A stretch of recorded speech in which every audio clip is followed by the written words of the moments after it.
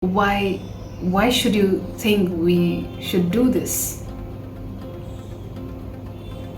Because that is the sign of awareness, and that is a sign of a conscious world, that is a sign of a conscious universe. And our purpose actually is to be more conscious and bring consciousness into this world, into this space.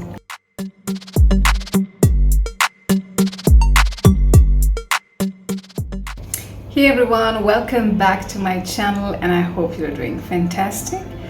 Today I have an interesting topic which is a little deep, but I'll try to explain it, simplify it, and explain it in a way that I have understood. And so the topic for today is not knowing is non-conceptual awareness. That's interesting, right? So let's segregate the things. First, not knowing. Second, non-conceptual. And then third is awareness.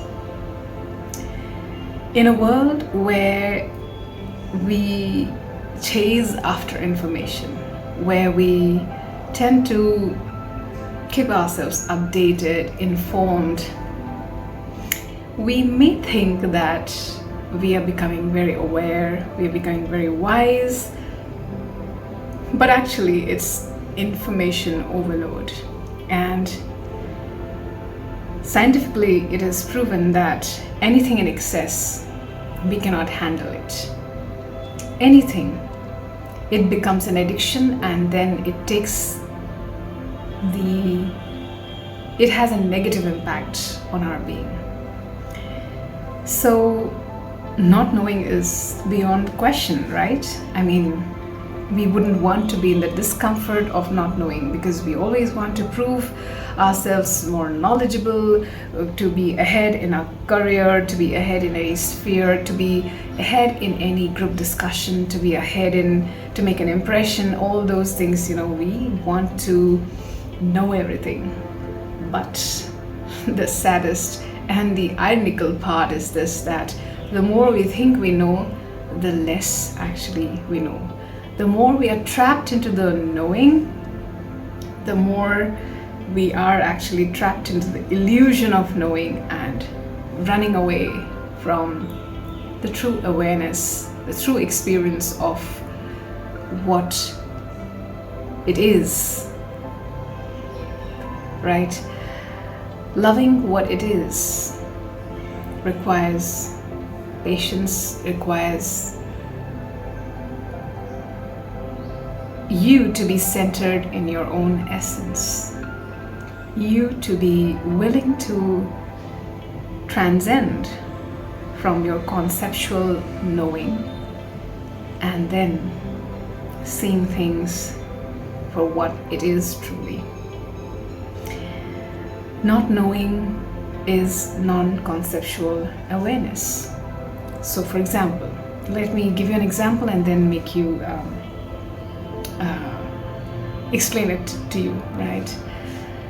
So let's say you met a person. Let me pick up a woman. You met a woman who is sort of very polite, very calm, very centered, and maybe in your concept there is a knowing about woman of this kind in your mind. So when you meet her, what will happen is your mind will take over and make a conclusion and summarization about her. That means your knowing, as far as you have a concept about this person, so you're going to take in that and conclude about that woman based on what you have stored in your database and also what conditioning you had, and the filters that you'll be using, and then you'll give a meaning to that. Boom. That's the end of experiencing a human being. I just give the example of a woman, but it could be anybody. But if you look at anybody with wonder, with curiosity, rising above your concepts, rising above what you think you know, and then looking at them with wonder and amazement as to, wow, let me just be with this person and experience the essence of that person. Not just the physical entity, the psychological entity, or my concepts about a thing like this, but just being present, being centered in my own essence. And that centeredness will actually enhance my ability to experience the essence of the other person.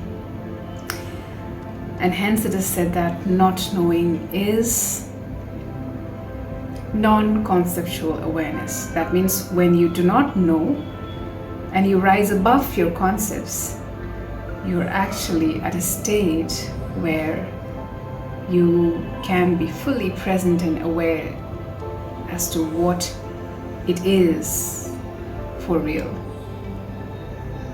Everything else is actually an interpretation. Everything else is actually a fact. But are we willing to do that? Are we willing to first accept that we do not know? Are we willing to sit in the discomfort of not knowing and experience the thing, the person, the situation exactly as it is? And why should you think we should do this? Because that is the sign of awareness, and that is a sign of a conscious world. That is a sign of a conscious universe. And our purpose actually is to be more conscious and bring consciousness into this world, into this space. So be it if you're a leader, if you're a homemaker, if you're a child, if you're a teacher, if you are a recruiter, if you are whatsoever, if you can practice that, you will realize that half of your challenges have gone. You won't believe it just because I've said it. Only when you try it and practice it, you will experience what I am really talking about. With this, I would like to wind up today's video. Until next, loads of love.